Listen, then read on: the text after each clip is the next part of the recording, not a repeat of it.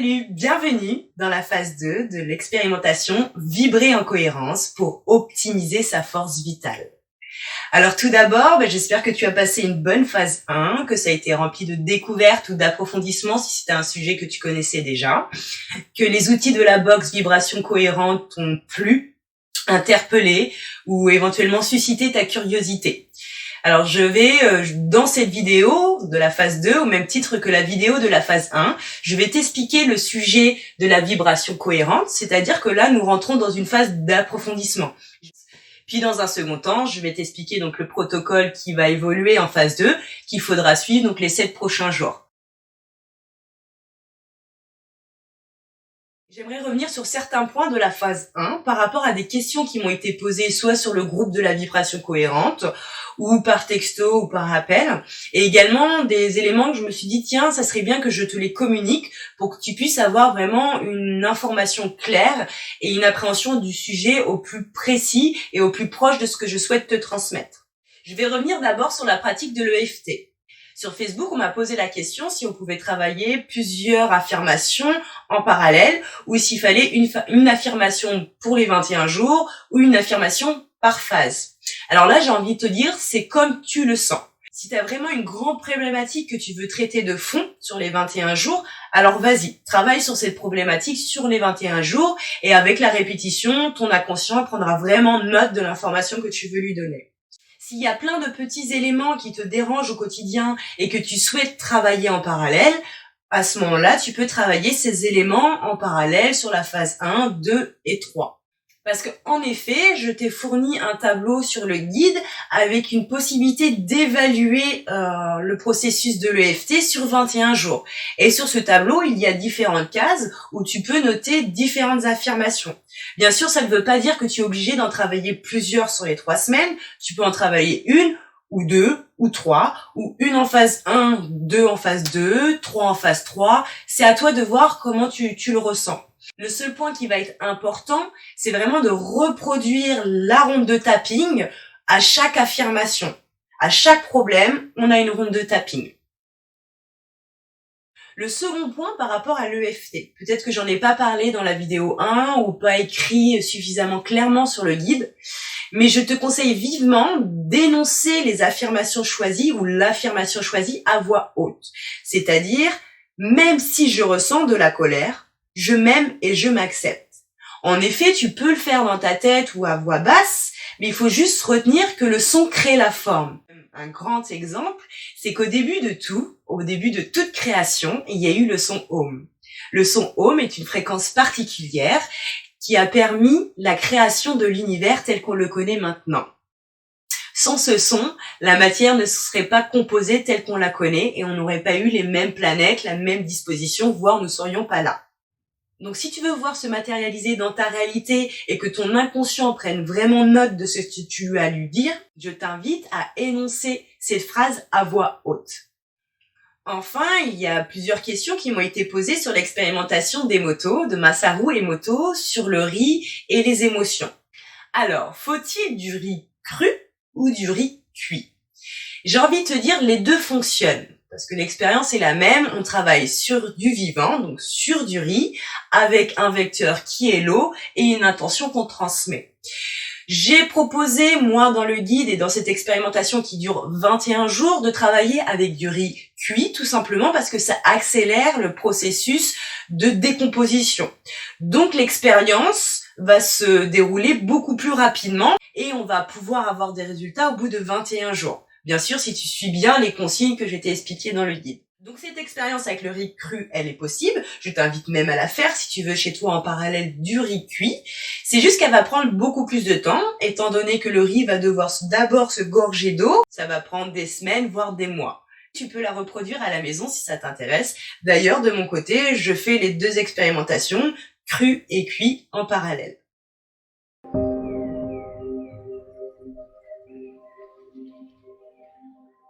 Voici le sommaire de la phase 2. Donc, dans un premier volet, nous parlerons de la respiration et de la méditation en conscience, c'est-à-dire que je vais t'expliquer les bienfaits de la respiration ainsi que les bienfaits de la méditation. Puis, dans un second temps, il s'agira pour moi de t'expliquer la matrice et son évolution, c'est-à-dire d'aborder le sujet de la conscience et du subconscient, ainsi que le pouvoir créateur que nous avons sur la matrice. Et enfin, nous verrons ensemble donc l'expérimentation et son évolution au cours de la phase 2.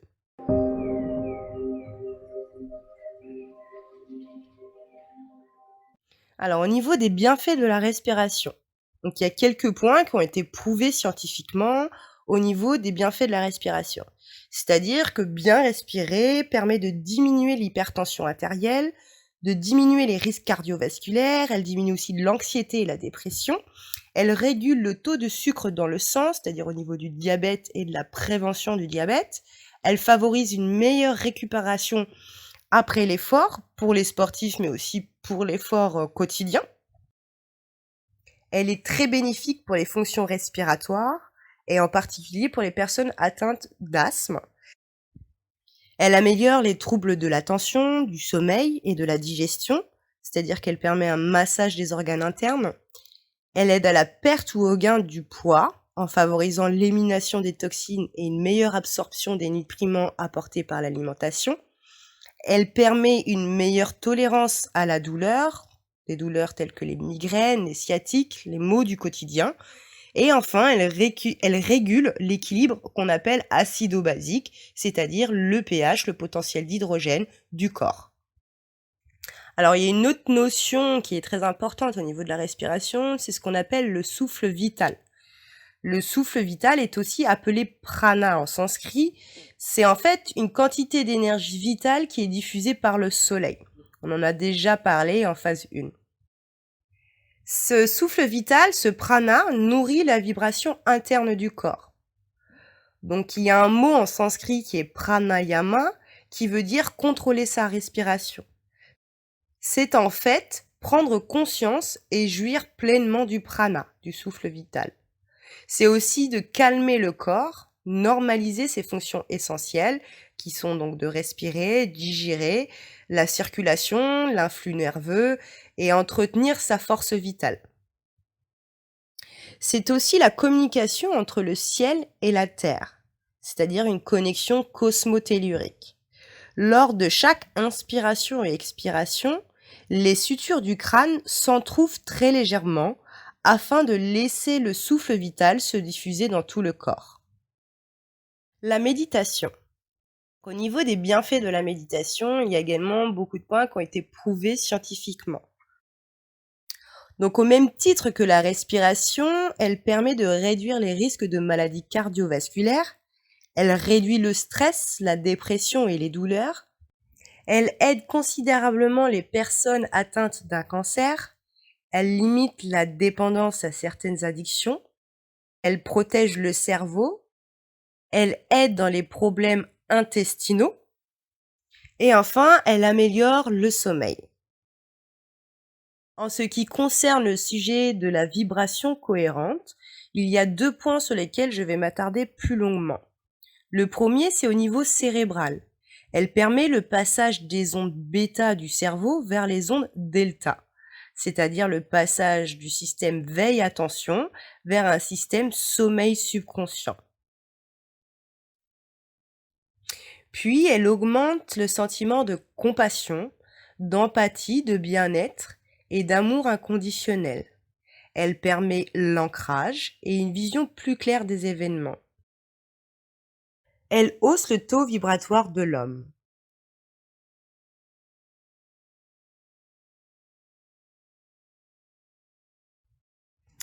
Donc, qu'est-ce que le taux vibratoire de l'homme? En fait, tout être humain possède un taux vibratoire définissant la fréquence d'énergie qui correspond à son degré d'évolution spirituelle.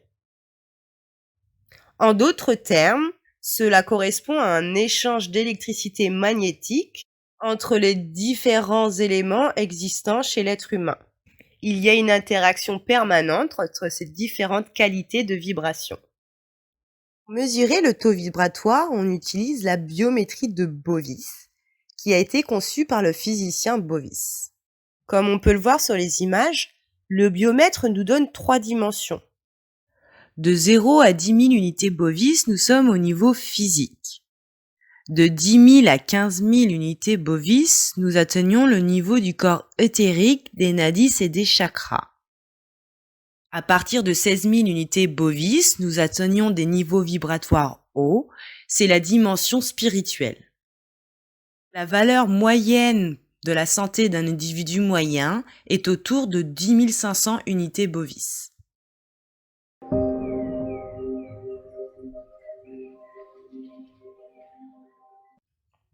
Matrice et pouvoir créateur. Dans cette partie, il s'agit pour moi de t'expliquer notre pouvoir créateur sur notre vie au quotidien. Ce qu'il faut retenir finalement, c'est que nous maîtrisons que 5% de la totalité de nos actions quotidiennes. En effet, les actions que je maîtrise sont régies par ma conscience.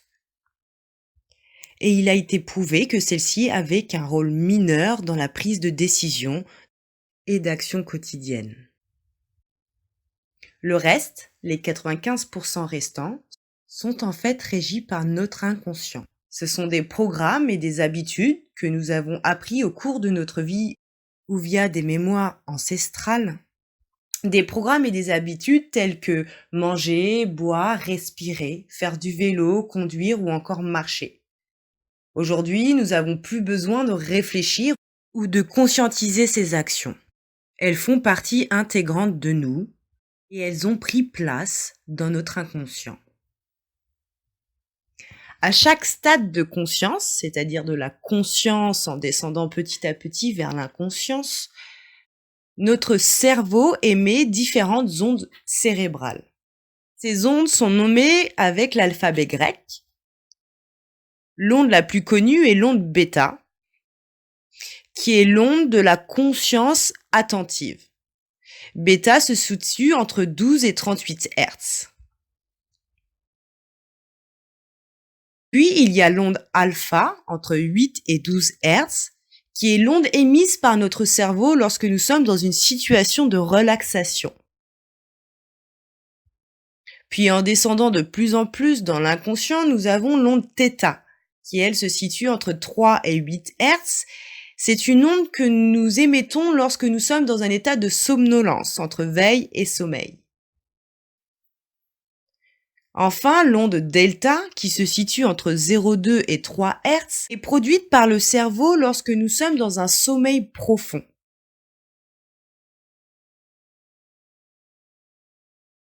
Plus la fréquence est haute, telle que bêta, plus la variation de la fréquence est courte et rapprochée.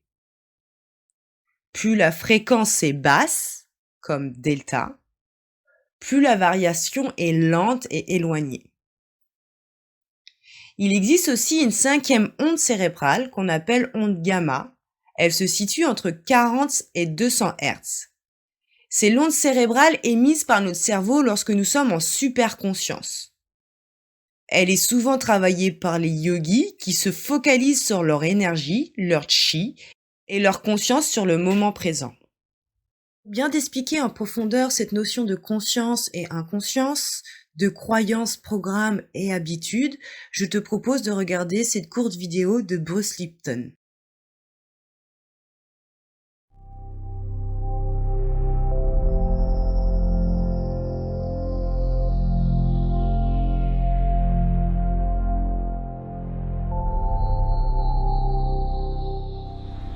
The new biology reveals that our mind is controlling our genetics and our behavior.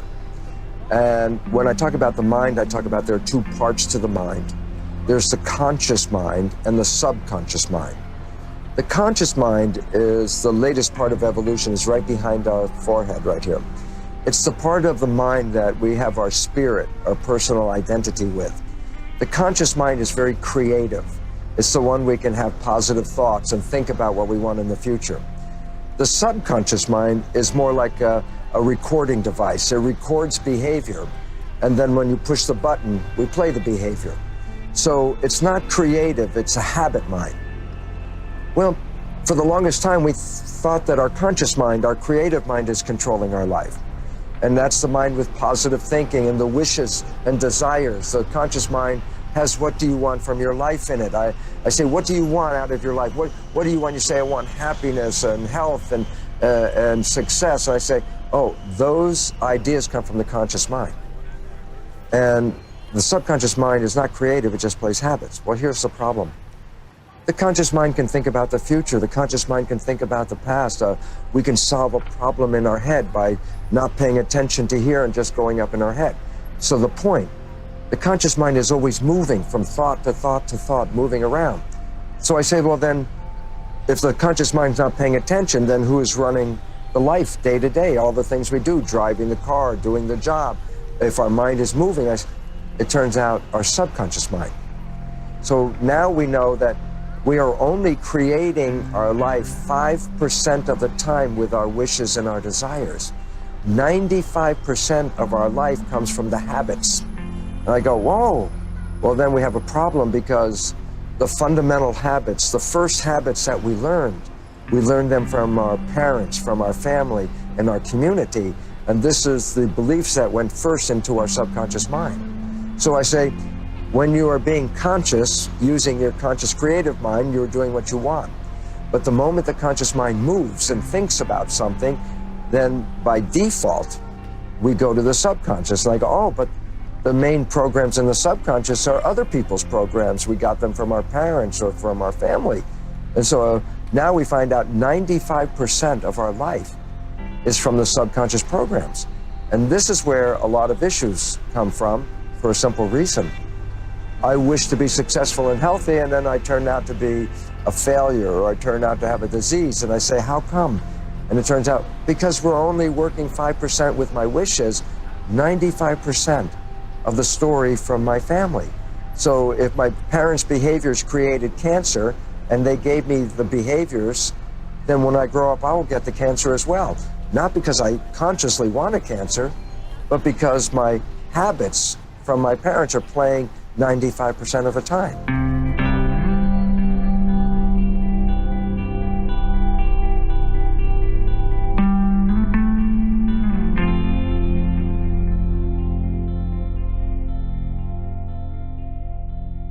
Well, this changes the way we do psychology for a very important reason.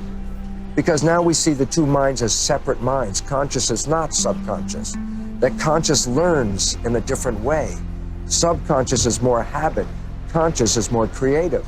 So I say, well, how can I educate a conscious mind? I say, read a book, read a self-help book. And I say, good, now you read the book. And I can give you a test at the end of the book. And I say, look, you got 100. You know everything in the book. I say, yes, your conscious mind has understood the book. And then I say, has your life changed? You go, it's the same life. How come? And I say, because you educated the conscious mind with reading, but you didn't change the subconscious mind. So you become more aware in your consciousness, and yet you still have the same habits in your subconscious. Psychology is like that as well. I can go back and find out, my mother did this, my father did this, my friends did this in my life, and that caused me to be crazy. And I say, oh, now I know all that. And I say, where is that knowledge? I say, oh, the conscious mind knows that. I say, now that the conscious mind is aware of why you're crazy, does your life change? And I say, no, because the conscious mind learns that way, the subconscious mind learns in a different way. So if you want to change the programming in the subconscious mind, which really runs our life, we can't have the conscious mind talk to the subconscious mind. Some people say, I'm going to give myself a good talking. I will tell myself not to do this again. And it never works. And the reason is this. There is an entity in the conscious mind, you. And the subconscious mind is a machine. So you try to talk to the machine, but there's nobody in there. And that's why we are not successful at changing the old patterns. So there are 3 ways to change the subconscious mind. And this is the 3 ways the subconscious mind learns. The subconscious mind can learn from hypnosis. This is how we got the first 6 years of programming in our subconscious. The subconscious mind can learn from habit. If I repeat something over and over and over again, practice and practice and practice, the subconscious mind can learn it that way. And a 3rd way is new. It's called super learning. It's a way of like pushing the record button on a tape recorder. When you push the record button, it can download information.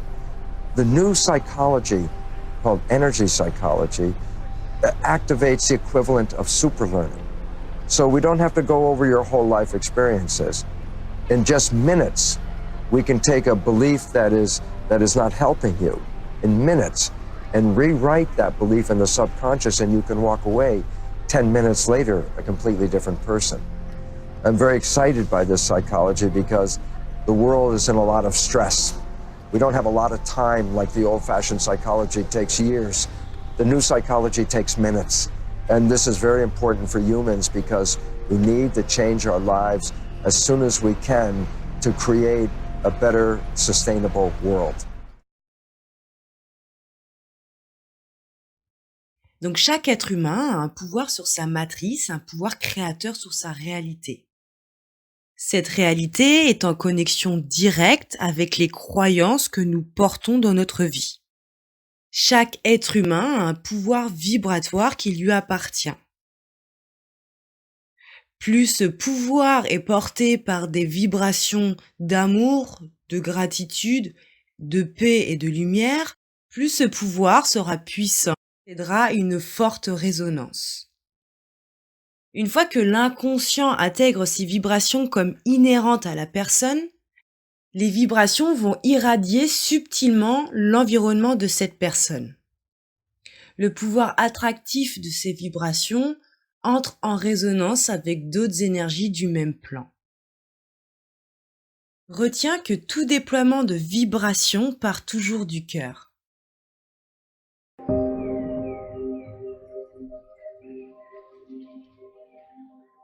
Alors, l'évolution du protocole en phase 2. Donc au niveau du protocole, on conserve les 2 pratiques déjà effectuées en phase 1 qui vont légèrement évoluer, que je vais t'expliquer dans la suite de la vidéo. Et on va rajouter une 3e pratique qui est la méditation guidée.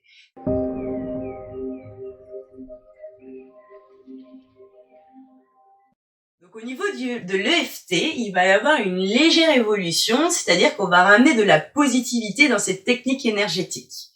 Le début va être sensiblement similaire à la phase 1, c'est-à-dire, premièrement, je pointe la problématique, je porte mon attention sur la problématique que je souhaite traiter durant la semaine. Deuxièmement, j'évalue le degré de souffrance par rapport à cette problématique. Troisièmement, je mets en forme cette problématique dans la phrase proposée par la technique de EFT qui est « même si ma problématique, je m'aime et je m'accepte ». J'effectue donc toute la ronde de tapping sur le même procédé que la phase 1, donc même si je ressens de la colère, je m'aime et je m'accepte. Puis c'est à ce moment-là que rentre l'évolution de la phase 2, c'est-à-dire que la colère, je vais la transmuter en positivité. En l'occurrence pour moi, ce que je souhaite induire à mon inconscient, c'est que je souhaite apporter de la douceur à ma vie, de la douceur envers moi-même. Donc ça va donner ceci. Donc je fais ma ronde de tapping avec même si je ressens de la colère, je m'aime et je m'accepte. Puis je refais toute ma ronde de tapping avec la transmutation positive, ce qui va donner ceci. Je suis pleine de douceur. Je suis pleine de douceur. Je suis pleine de douceur. Je suis pleine de douceur. Je suis pleine de douceur. Je suis pleine de douceur. Je suis pleine de douceur.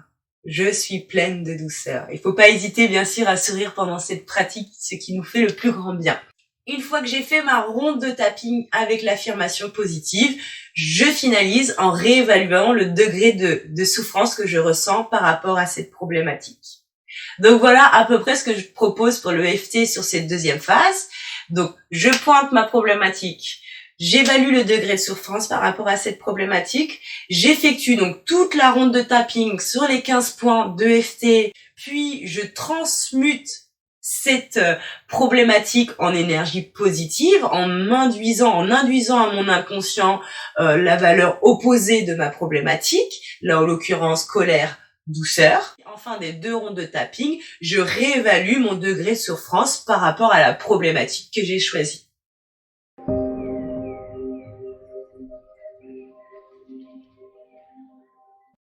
Concernant la respiration en conscience. Donc il y a une évolution majeure en la phase 2, c'est que nous allons intégrer des mouvements pour nous aider à respirer pleinement.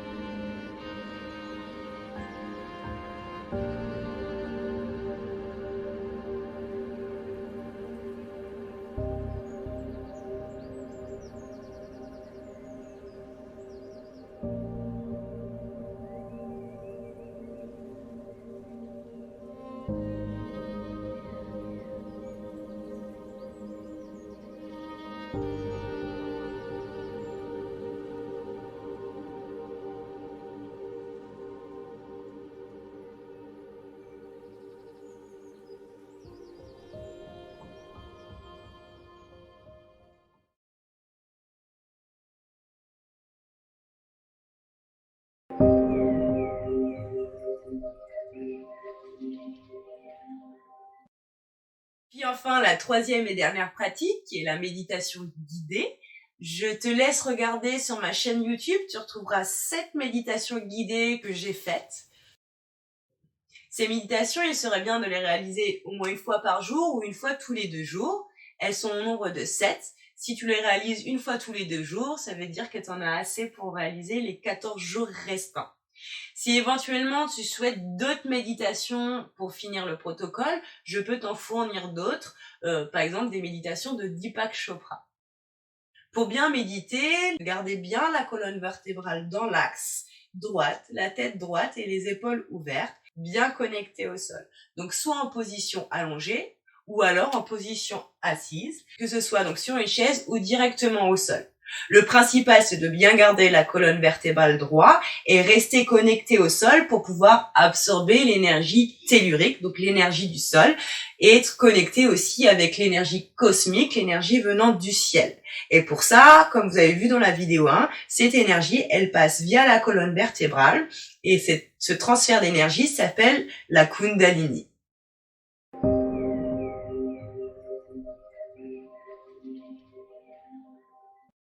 Puis dans cette phase 2, il y a un nouvel outil complémentaire qui va venir se rajouter au protocole, c'est l'outil ROC, ralentir, observer, choisir.